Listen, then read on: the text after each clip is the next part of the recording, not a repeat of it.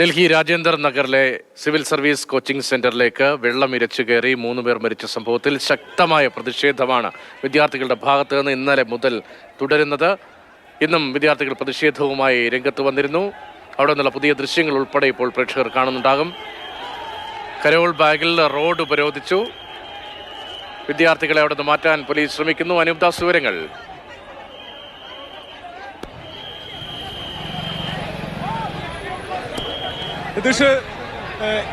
ഇന്നലെ രാത്രി മുതൽ തുടങ്ങിയ പ്രതിഷേധമാണ്.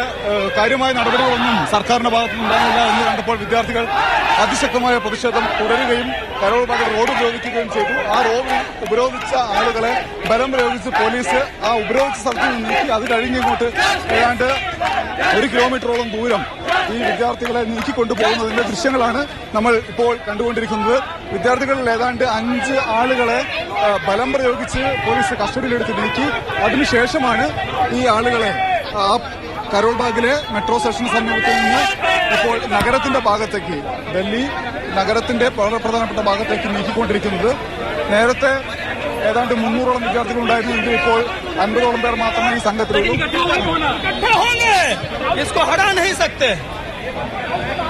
सर, हम लोग पीसफुली प्रोटेस्ट करने का प्रयास कर रहे हैं कल रात से, और हम लोग बहुत सारे सवाल पूछे एडमिनिस्ट्रेशन और सारे तंत्र से.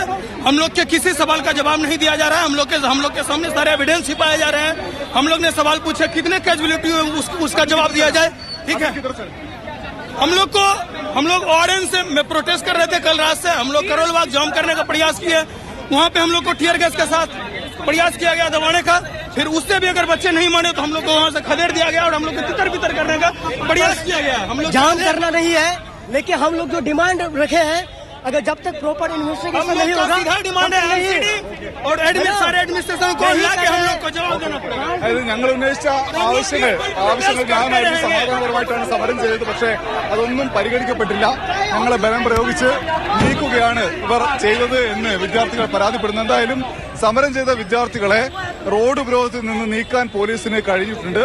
അവരെപ്പോൾ കരോൾ ബാഗിന്റെ തന്നെ മറ്റൊരു ഭാഗത്തേക്ക് കൂട്ടമായി പോകുന്നതിന്റെ ദൃശ്യങ്ങൾ നമുക്ക് കാണാൻ കഴിയും. അതിശക്തമായ വിദ്യാർത്ഥി പ്രതിഷേധത്തിന് ഡൽഹി നഗരം സാക്ഷ്യം വഹിക്കുന്നു ഈ മണിക്കൂറുകളിൽ എന്നതാണ് കാഴ്ച.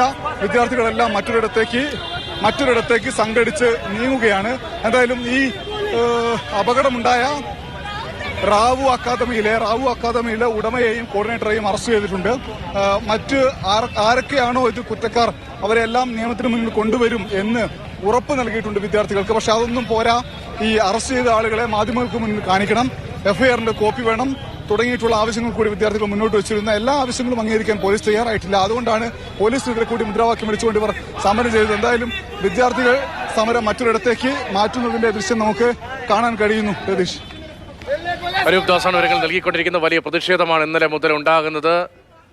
കോഴിക്കോടുകൾ പോലെ ഈ സിവിൽ സർവീസ് കോച്ചിങ്ങിന് വേണ്ടി എത്തുന്ന വിദ്യാർത്ഥികളെ ചെറിയ മുറികളിലും വീടുകളിലും ഒക്കെയായി വലിയ ബോർഡുകൾ സ്ഥാപിച്ച് അവിടേക്ക് ആകർഷിച്ച് അവിടെ പരിമിതമായ സൗകര്യങ്ങളിൽ കുത്തിനിറച്ച് ക്ലാസുകൾ എടുക്കുന്ന സ്ഥിതിയാണ്. മതിയായ സുരക്ഷാ ക്രമീകരണം അവിടെ ഇല്ല എന്ന് വ്യക്തമാക്കുന്ന ഒരു ദുരന്തമാണ് ഇന്നലെ ഉണ്ടായത്. അപ്പോൾ മുതലുണ്ടായ പ്രതിഷേധമാണ്. ആ പ്രതിഷേധം തുടരുകയാണ്. അനൂപ്, നേരത്തെ ഈ മൃതദേഹങ്ങൾ ഉൾപ്പെടെ ബന്ധുക്കൾക്ക് കാണാൻ പോലും സൗകര്യം ഒരുക്കുന്നില്ല. ഉത്തരവാദിത്തപ്പെട്ട ആരും വേണ്ട തരത്തിൽ ഇടപെടുന്നേയില്ല. വിദ്യാർത്ഥികൾ ഇന്നലെ മുതൽ അവിടെ സമരമരിക്കുന്നു. ചിലർ വന്നു പോകുന്നു എന്നതിനപ്പുറത്തേക്ക് രാജ്യതലസ്ഥാനമായിട്ട് പോലും വേണ്ടത്ര പരിഗണന ഈ വിഷയത്തിൽ ലഭിക്കുന്നില്ല എന്നൊരു ദുസ്ഥിതിയുണ്ട് എന്ന് രാവിലെ അനൂപ് റിപ്പോർട്ട് ചെയ്യുന്നുണ്ടായിരുന്നല്ലോ. ഇപ്പോഴത്തെ സ്ഥിതി എങ്ങനെയാണ്? ഈ വിദ്യാർത്ഥികളുടെ സമരം ഇങ്ങനെ തുടരുമ്പോൾ വേണ്ടപ്പെട്ടവർ ഇടപെടുന്നുണ്ടോ?